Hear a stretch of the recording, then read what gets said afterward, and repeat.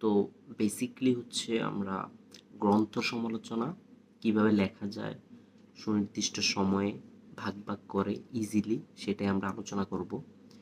তো প্রথমত যে কোনো গ্রন্থ সমালোচনা করার জন্য আমাদের হচ্ছে প্রথমে বুঝতে হবে এটা কী ধরনের গ্রন্থ। এটা পরীক্ষার প্রশ্নে দেওয়া থাকে মূলত। ধরুন আমরা একটা মুক্তিযুদ্ধ ভিত্তিক গ্রন্থ সমালোচনা লিখতে চাই। তো প্রথমত আমাদের কি করতে হবে, গ্রন্থ সমালোচনার জন্য একটা শিরোনাম ঠিক করতে হবে। শিরোনামটা হচ্ছে কি, প্রথমে গ্রন্থের নাম দিব, তারপরে সেই সাথে হচ্ছে একটা শিরোনাম দিয়ে দেব। যেমন আমরা বলতে পারি যে মুক্তিযুদ্ধ ভিত্তিক একটা গ্রন্থ নাম হচ্ছে একাত্তরের দিনগুলি। তো সাথে আমরা একাত্তরের দিনগুলো ইনভার্টেড কমার মধ্যে রেখে তার পাশে লিখতে পারি হৃদয়ে রক্তক্ষরণ। শিরোনামটা হয়ে গেল। হওয়ার পর আমাদের হচ্ছে যে প্রথমে লিখতে হবে গ্রন্থের নাম, একাত্তরের দিনগুলি, তারপরে আমরা লিখব লেখকের নাম, যেমন জাহানারা ইমাম।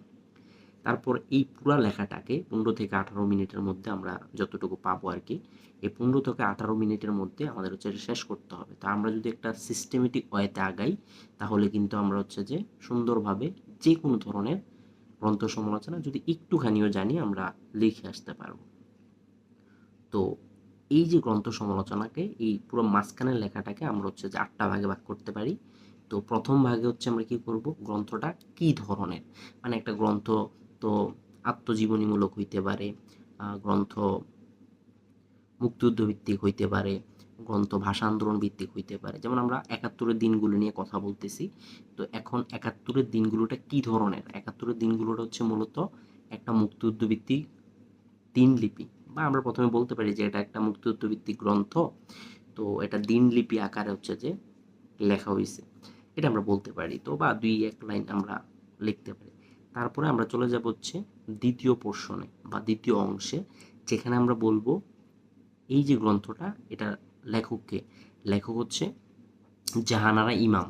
তো ওনার সম্পর্কে 3 লাইন আমরা হচ্ছে যে একটু পরিচিতি দেব, যে উনি কেমন লেখক ছিলেন, বা ওনার বৈশিষ্ট্য কি, কেমন ছিল লেখক, মানে লেখনির ধরন কেমন ছিল, উনি ওনার জীবনে উনি কি ধরনের মানুষ ছিলেন। যেমন আমরা বলতে পারি যে উনি সবসময় হচ্ছে মুক্তিযুদ্ধ বিরোধী শক্তিদের বিরুদ্ধে, ঠিক আছে, লড়াই করে গিয়েছিলেন তার সারাটা জীবন।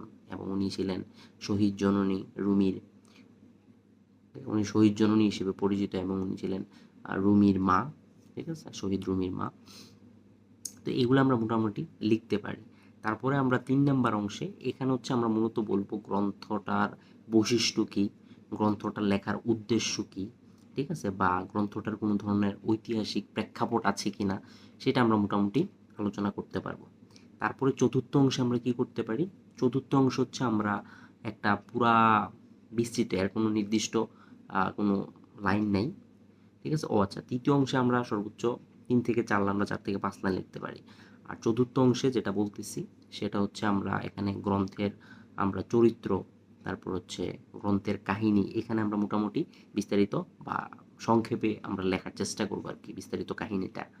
তো পঞ্চম অংশ হচ্ছে যে এটা কি কোনো মতবাদের সাথে সম্পর্কিত, যেমন বিভিন্ন ধরনের মতবাদ আছে, যেমন মার্কসিজম আছে, তারপর আরও অন্য বিভিন্ন মতবাদ থাকতে পারে, যে বিভিন্ন ধরনের মতবাদ যদি কোনো কারোর সাথে কোনো মিল থাকে, ঠিক আছে, সেই মতবাদ আমরা আহ, বলতে পারি যে এই গ্রন্থটা এই মতবাদের সাথে সম্পর্কিত বা এই মতবাদের সাথে সম্পর্কিত না। পরবর্তী সময় আমরা যদি যাই ষষ্ঠ অনুচ্ছেদে, ষষ্ঠ ভাগে, মানে এই ভাগে আমরা কি লিখতে পারি। তো আমরা পঞ্চম ভাগে দেখলাম মতবাদ, ষষ্ঠ ভাগে আমরা হচ্ছে যে আমরা গ্রন্থটার তুলনা করব, মানে এই গ্রন্থটার সাথে কি অন্য কোনো গ্রন্থের মিল আছে, বা এই গ্রন্থের কোনো চরিত্রের সাথে আমি অন্য কোনো গ্রন্থের কোনো চরিত্রের কি মিল পাচ্ছি, এই জিনিসগুলো আমরা হচ্ছে দেখবো ষষ্ঠ অংশে। আর সপ্তম অংশে গিয়ে সেটা হচ্ছে যে এই গ্রন্থের সফলতা কি, এই গ্রন্থের ব্যর্থতা কি, বা এই গ্রন্থ আসলে ভালো মন্দ সমাজের বিচারে মানে কি ধরনের প্রভাব রাখছে, এই জিনিসগুলো নিয়ে আমরা আলোচনা করতে পারি খুবই সংক্ষেপে। সব কিছু খুবই সংক্ষেপে করতে হবে আমাদের সময় বিবেচনা করে।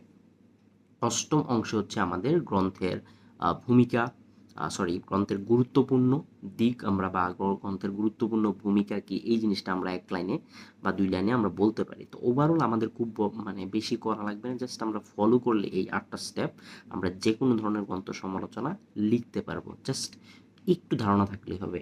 তাহলে আমরা বানিয়ে আমাদের পোর্শন অনুযায়ী জাস্ট ইনফরমেশন বসানোর মাধ্যমে আমরা লিখে ফেলতে পারবো। ধন্যবাদ।